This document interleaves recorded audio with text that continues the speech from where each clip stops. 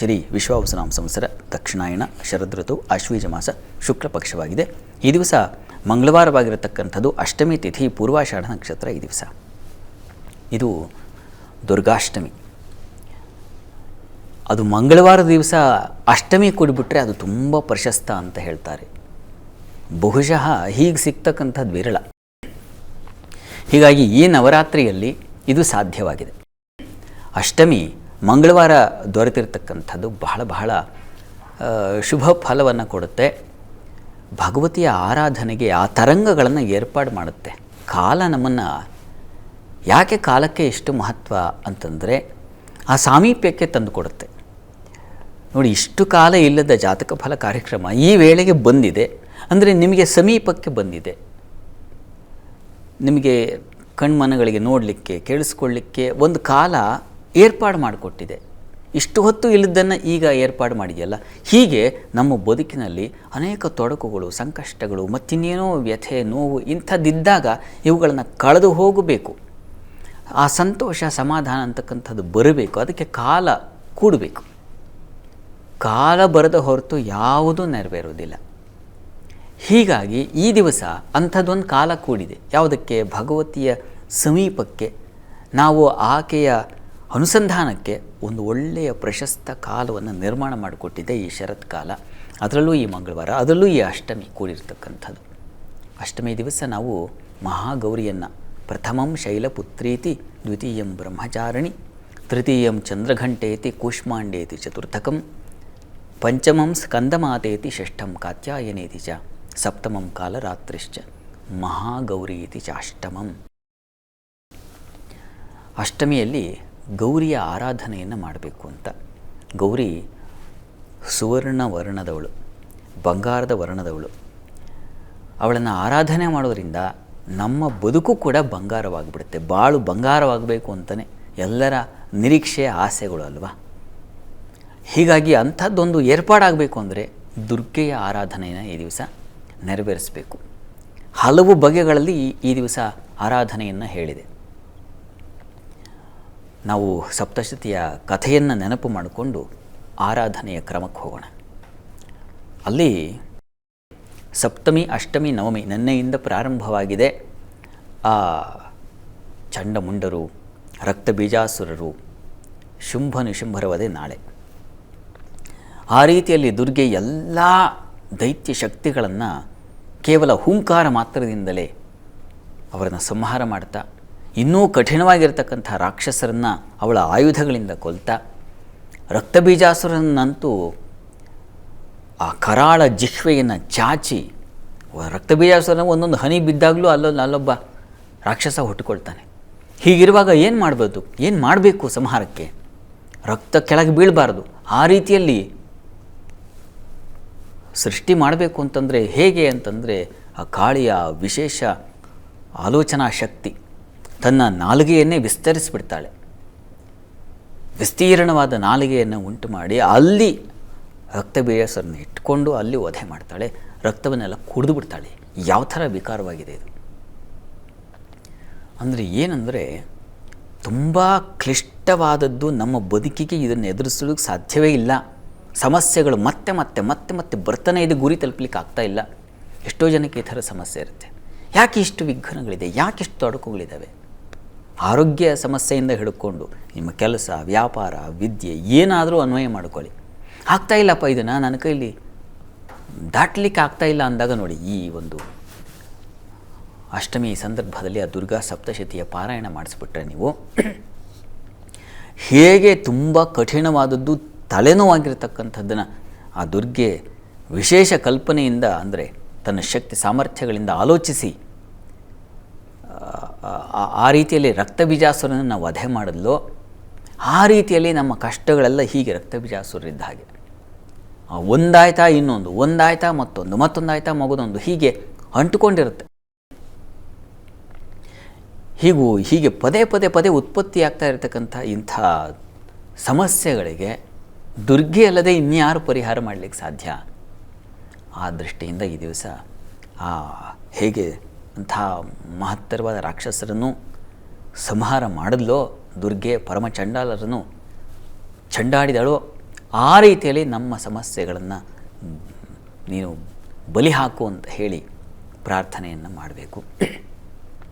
ಅಮ್ಮನವರಿಗೆ ಈ ದಿವಸ ನೀವು ಅಲ್ಲಿ ಪಂಚೋಪಚಾರ ಪೂಜೆಯನ್ನು ಹೇಳಿದೆ, ಷೋಡಶೋಪಚಾರ ಪೂಜೆ ಮಾಡಬೇಕು.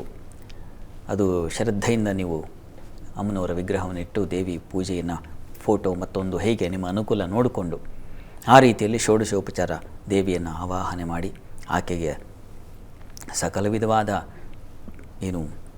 ಸೇವೆಗಳನ್ನು ಸಮರ್ಪಣೆ ಮಾಡ್ತಾ, ಆಕೆಗೆ ಮುಖ್ಯವಾಗಿ ಪಂಚೋಪಚಾರ ಅಂತಂದರೆ ಬಹಳ ಸರಳವಾದದ್ದು, ಗಂಧ ಸಮರ್ಪಣೆ ಮಾಡಬೇಕು ಅಂತಿದೆ.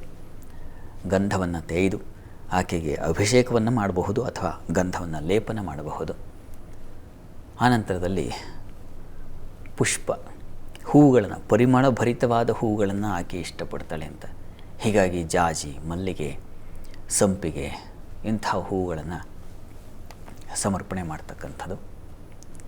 ಆನಂತರದಲ್ಲಿ ಧೂಪ, ಅದು ಕೂಡ ಈ ಸಾಂಬ್ರಾಣಿ ಕೆಂಡದಲ್ಲಿ ಹಾಕಿ ಸಾಂಬ್ರಾಣಿಯನ್ನು ಆ ಒಂದು ಧೂಪವನ್ನು ಸಮರ್ಪಣೆ ಮಾಡ್ತಕ್ಕಂಥದ್ದು.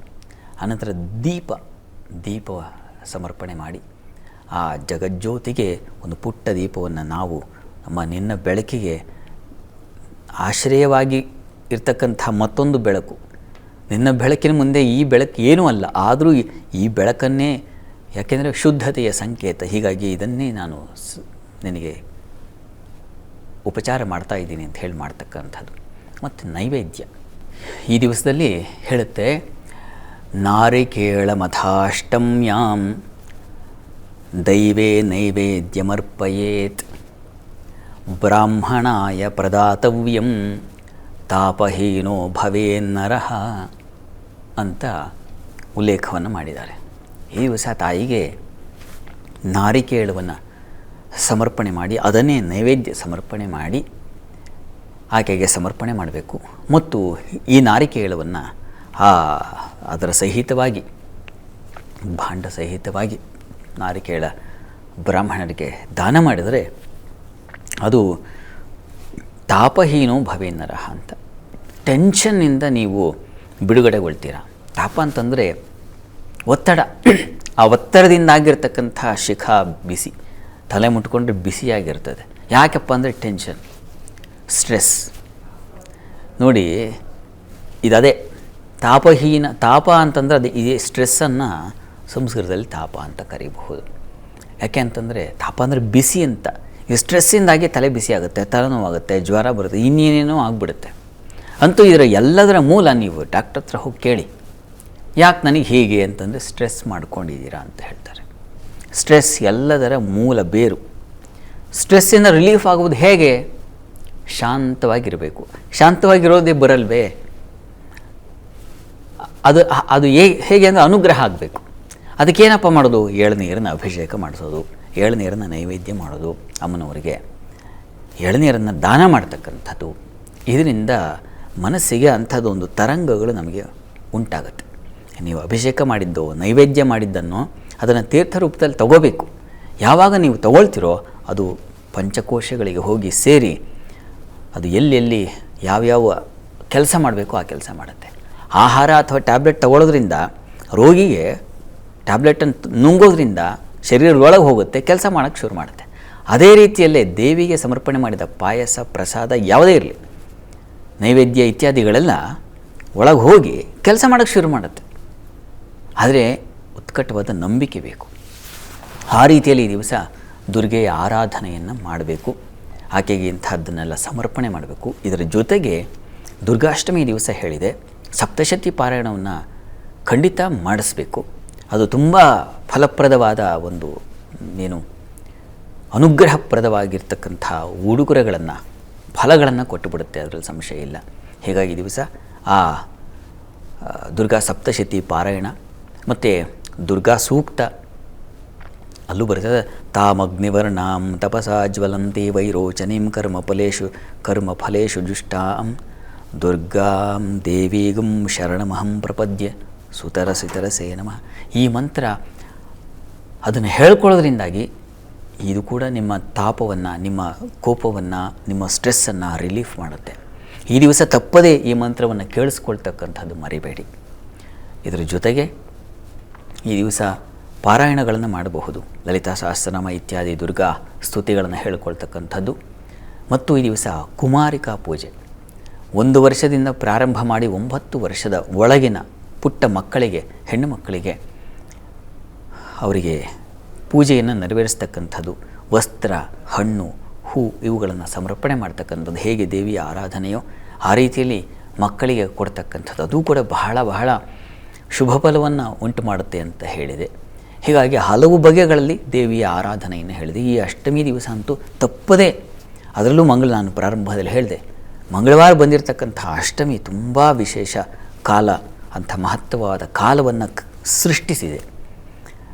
ಈ ಕಾಲವನ್ನು ನೀವು ವ್ಯರ್ಥ ಮಾಡಿಕೊಳ್ಳದೆ, ಕಳ್ಕೊಳ್ಳದೆ ಆ ದುರ್ಗಾ ಆರಾಧನೆಯಲ್ಲಿ ತನ್ಮಯರಾಗಿ ಭಕ್ತಿಯಿಂದ, ಶ್ರದ್ಧೆಯಿಂದ ನಮಸ್ಕಾರಗಳನ್ನು ಸಲ್ಲಿಸಿ ದುರ್ಗಾ ಅಷ್ಟೋತ್ತರಗಳನ್ನು ಹೇಳ್ಕೊಳ್ಳಿ, ದುರ್ಗಾ ಸ್ತುತಿಗಳನ್ನು ಹೇಳ್ಕೊಳ್ಳಿ. ಅಂತೂ ಆ ಉಪಾಸನೆಯಿಂದ ನೀವು ವ್ಯರ್ಥ ಮಾಡಬೇಡಿ ಸಮಯವನ್ನು. ಇದರಿಂದ ತುಂಬ ತುಂಬ ವಿಶೇಷವಾದ ಅನುಗ್ರಹ ಉಂಟಾಗುತ್ತೆ. ನೀವು ಅನುಭವಿಸಬೇಕು, ಅದನ್ನು ಹೇಳಲಿಕ್ಕೆ ಸಾಧ್ಯವಿಲ್ಲ. ಆ ರೀತಿಯ ವಿಶೇಷ ಗೆಲುವನ್ನು ತಂದುಕೊಡುತ್ತೆ. ಮುಖ್ಯವಾಗಿ ಬೇಕಾಗಿರತಕ್ಕಂಥದ್ದು ಆರೋಗ್ಯ ಮತ್ತು ಕಾರ್ಯದಲ್ಲಿ ಗೆಲುವು. ಇವೆರಡಕ್ಕೂ ಈ ಒಂದು ದುರ್ಗಾ ಆರಾಧನೆ ತುಂಬ ಫಲಪ್ರದ. ದಯವಿಟ್ಟು ತಾವೆಲ್ಲ ಮಾಡಿ.